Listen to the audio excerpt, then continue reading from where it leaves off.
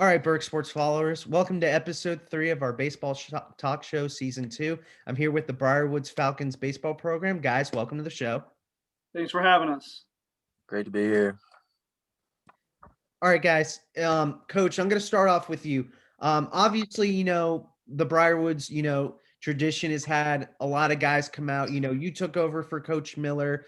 Being part of that state championship team, we kind of like to reflect back. What are some things that you learned from Coach Miller that you brought on when you took over?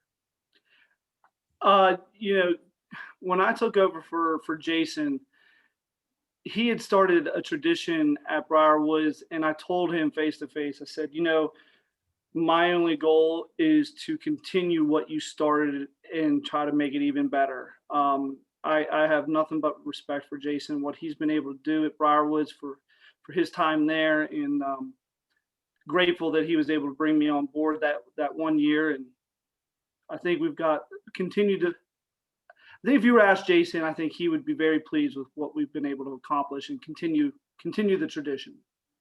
Okay.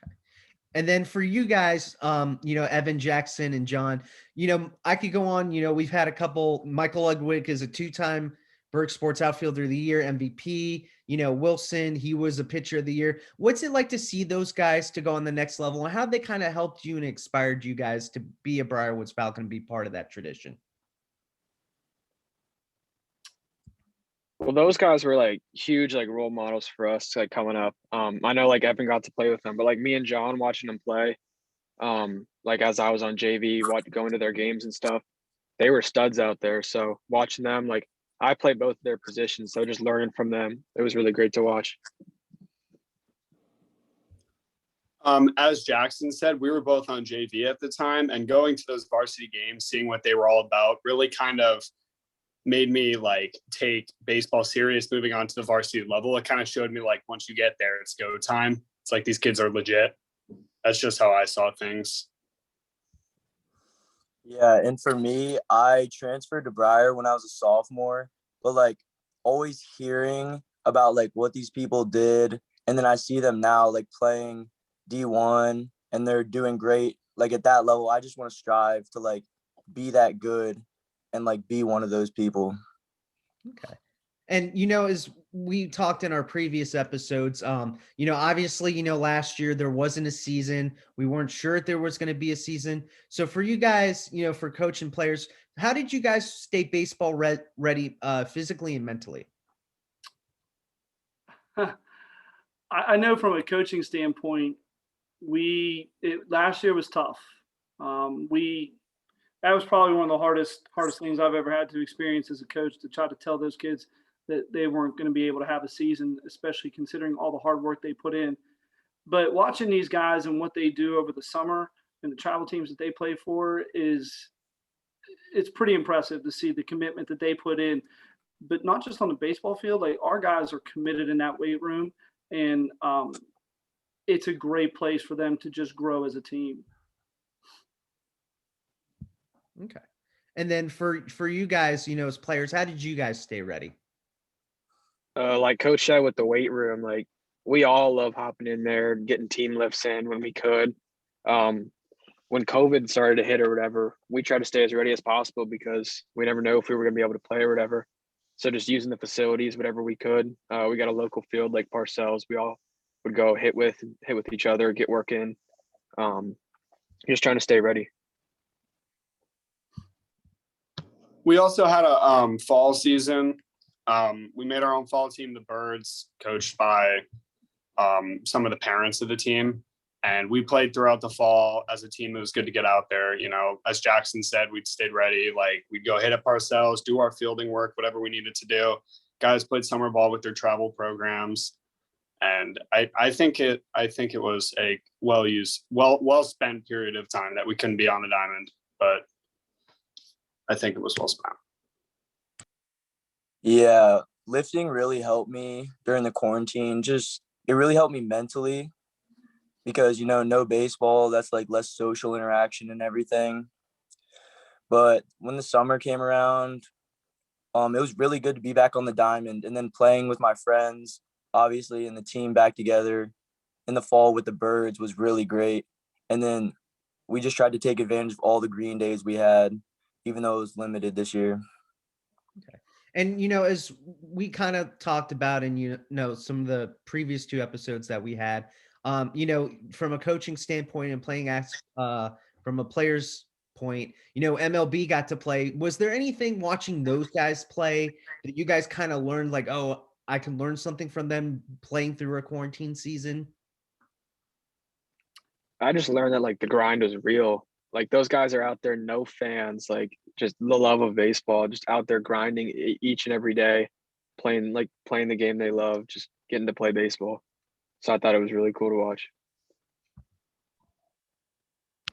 It made me realize anything can be taken from you at any time. So, never take anything for granted. Yeah, and it helped me because a lot of MLB players, they were putting drills and stuff on Instagram, and I would look at those drills and, pick it up from them because they're the best. But yeah, it also made me realize like anything can be taken from you. And it was just really great to see them, like how happy they were just to be back on the diamond. And then, Coach, for you, was there anything that you learned from the MLB managers or anything? You know what? I took the time and I spent a lot with my family. It's not that I didn't watch baseball or anything. I did. But for me, I took that time to just really spend some time with the family. I thought that was the important part for me and for them. It was a tough go for me when our season got canceled, and I needed to just shut down a little bit. We like I said earlier, that was really one of the hardest things I've ever had to do, and I think it was not just losing the season, but not even getting the chance to just be with those kids one more time. So like I said, just spending time with the family was really what I focused on. I'm excited though. I'm glad to see that college baseball is back on. That's one of the big things that I love to follow. Just the passion of that game played at its the pureness of it. I'm really excited to see that back on. Okay. And, obviously, when we started this show, we wanted to do a way to get back to the community. Obviously, these guys are committed, if for any of our followers who are watching this episode. So for you guys as an individual, who are some future Falcons or Falcons on the team that may not be on the show, but that parents and, college coaches should keep an eye out for, and why should they recruit them? So I'll kind of let each one of them kind of see who they say here. This ought to be interesting. I think You got our it. upcoming class, junior, sophomore, it's just a bunch of like grinders. Like I always see like all of them working whenever I'm up at like Parcells and stuff. So it's gonna be interesting to see. There's a lot of names that to keep an eye on. There's a sophomore coming up, Connor Hughes, throwing the ball pretty hard. So that'll be cool to see. For me, oh sorry, Don. That's what I was gonna say, Jackson. I was gonna say, watch out for Connor Hughes, sophomore, throwing mid-8s already. Just he's gonna be a problem on the mound. Yeah, and for me, I think it's all the underclassmen and juniors. Like they're really gonna have to step up this year. With not having a season last year, they're fairly inexperienced to varsity baseball, but we'll see. They really need to like step up this year, I think. We've got some key pieces to fill. We graduated 12 guys last year on a 20-man roster, and that's always tough to fill. But I truly do believe that we've got a really great group of kids, not just with these 3 and the other 4 seniors that we have. I said we got 7 seniors, and 6 of them are going on to play at the next level. I do think some of these juniors that we have, they've already mentioned Connor Hughes, but when you think about Wes Stanford and Braden Fetterman, those guys are going to get some chances, as well as Michael Sebastiansky's hitting the ball well. There's some really good pieces that are going to be able to put together, and it's going to be tough for us to find a consistent starting lineup because all of these kids, like I think Jackson said earlier, they're grinders and they all want to be out there and they're all capable of it. And I think that's the part that is special about Briar Woods is that the amount of work that these kids put in shows when they're between the lines. It's a great place to be. Okay. And then my final question for you guys, last time we covered you guys, was that dogfight against Broad Run, I believe it was for the district championship. Correct me if I'm wrong. Yeah. 2019 district championship was Broad Run. Yes. So for you guys, you guys always want to go for districts, that's a team goal. Is there anything individually for you guys that you guys want to accomplish this season or any team goals? We have goals for our team. I'm going to let them kind of go over their individual ones, but obviously I think our goal is pretty much similar to every other coach's goal. We want to try to win as many banners as we can.